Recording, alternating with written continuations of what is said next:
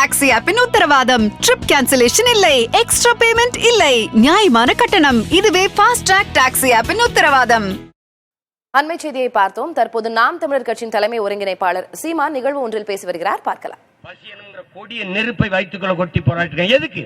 உயிர் தமிழ் அழிந்து விடக்கூடாது, உயிரை கொடுத்தேனும் காக்க வேண்டும் என்கிற உயர்ந்த நோக்கம்.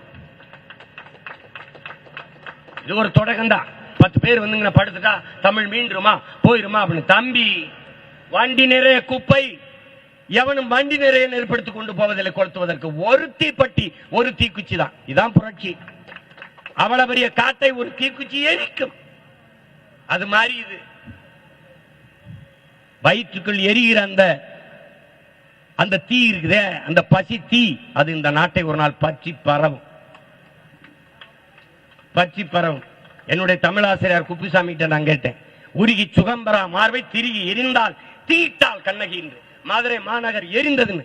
அப்ப இப்ப இருக்கிறது வேற மதுரையா ஐயான்னு கேட்டேன். அப்ப எரிஞ்சு சாம்பலாய் வேற மதுரையான அவர் அப்படி இல்லடா இருக்கா உட்காரு.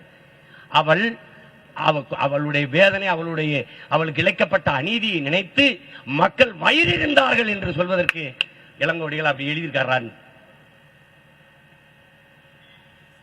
அது மாதிரி இவர்கள் பற்ற வைக்கிற நெருப்பு அவ்வளவு எளிதாக அணையறதில்லை.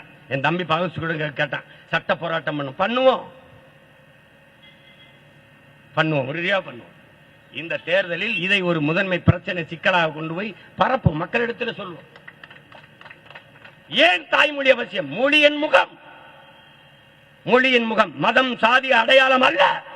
அது தமிழ் இளம் தலைமுறைக்கு பயிற்றுவிக்கணும்.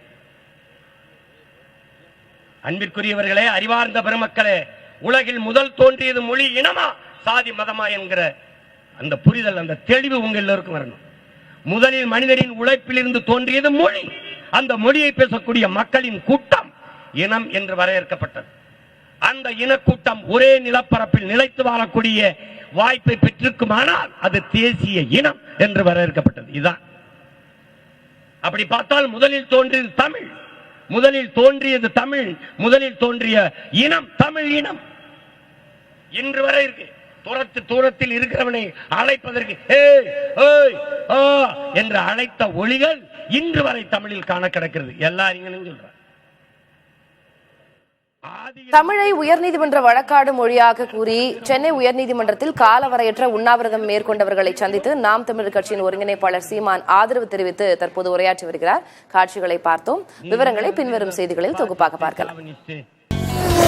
ஃபாஸ்ட் ட்ராக் டாக்ஸி ஆப்பின் உத்தரவாதம். ட்ரிப் கேன்சலேஷன் இல்லை, எக்ஸ்ட்ரா பேமெண்ட் இல்லை, நியாயமான கட்டணம். இதுவே ஃபாஸ்ட் ட்ராக் டாக்ஸி ஆப்பின் உத்தரவாதம்.